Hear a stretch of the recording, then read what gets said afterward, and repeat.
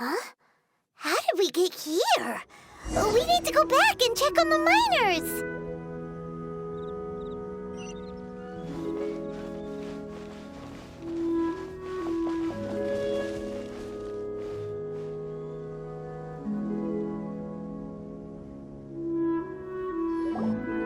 So there you are. My men and I found your clues and followed them straight here. We found Mao in a tent at the campsite unconscious. Huh? Young... Nothing. Pay it no mind. Those Cave? What? They're exhausted, but not in danger. Don't worry. Right. Well, thank you, all of you. So you're taking them back to Liyue Harbor? That's right. Can I come with you? No problem. You rescued my men. I'll be happy to assist all of you in any way I can. I'll be back soon. Kunjun, we should be calling you Ajdaha. You're coming back to Liyue. Not I. Merely this body. Once I'm gone, the true owner will accompany the miners back to Liyue.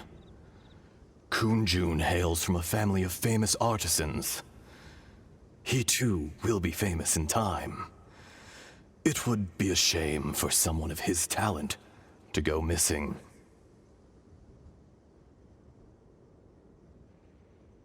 You always did have a great admiration for blacksmiths. Curious how swords and daggers are blind, yet their creators see so much. Perhaps empathy is mankind's proudest achievement after all.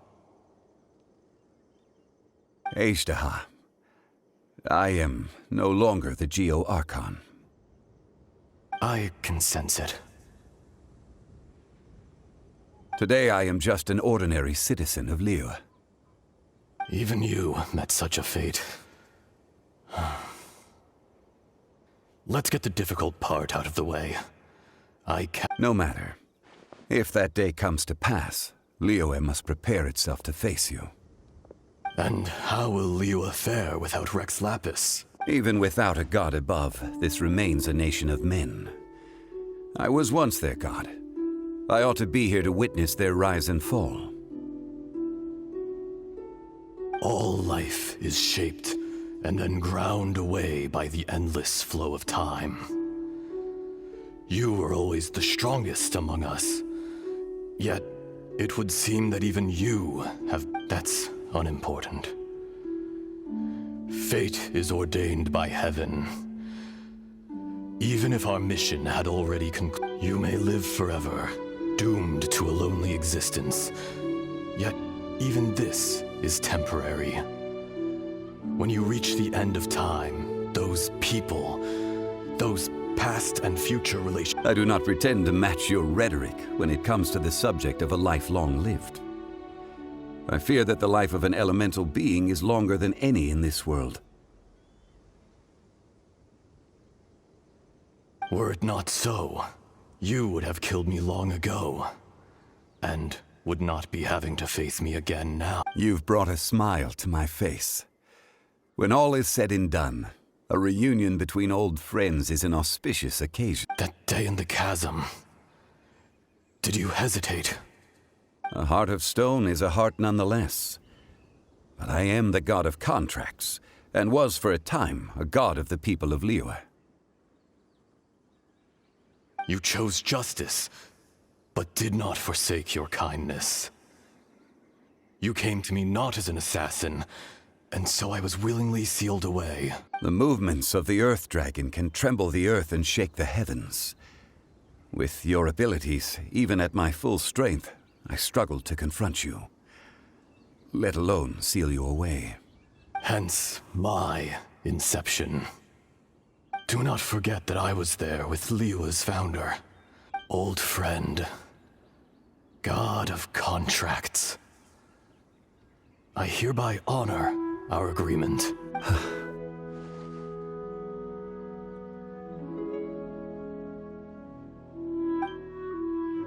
Thank you, Ajdaha. My life is nigh on eternal. I will go on with the infinite flow of time.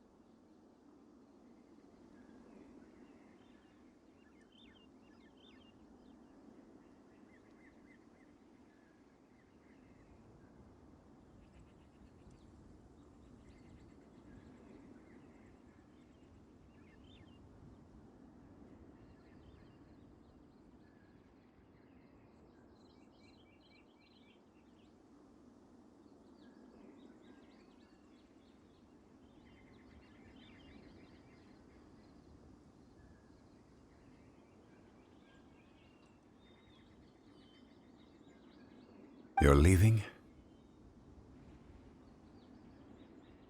If it is fated, Morax, we will meet again.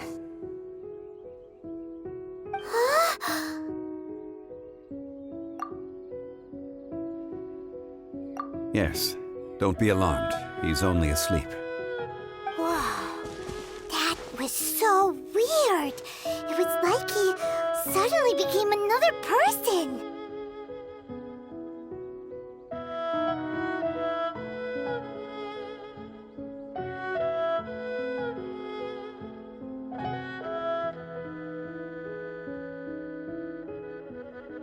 In fact, we have yet to meet the real Kunjun.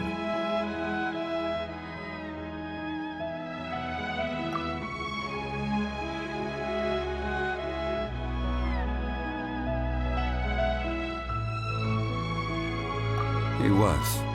Centuries may have passed since then, but events from 1,000 years ago remain crystal clear in my mind.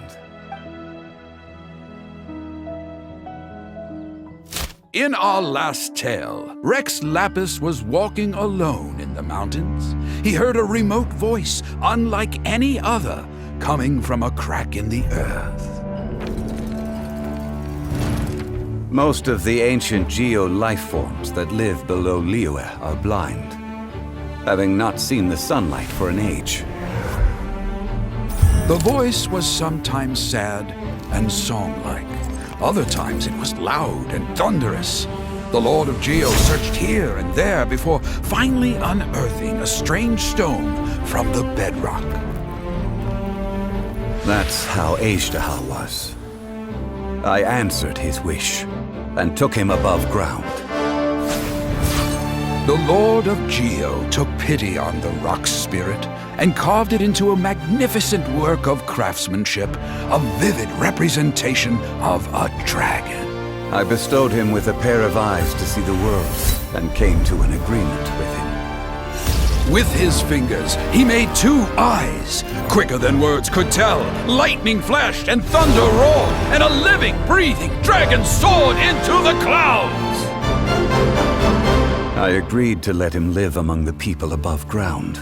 But if the day ever came when he brought ruin to order, he would once again be sealed in the dark.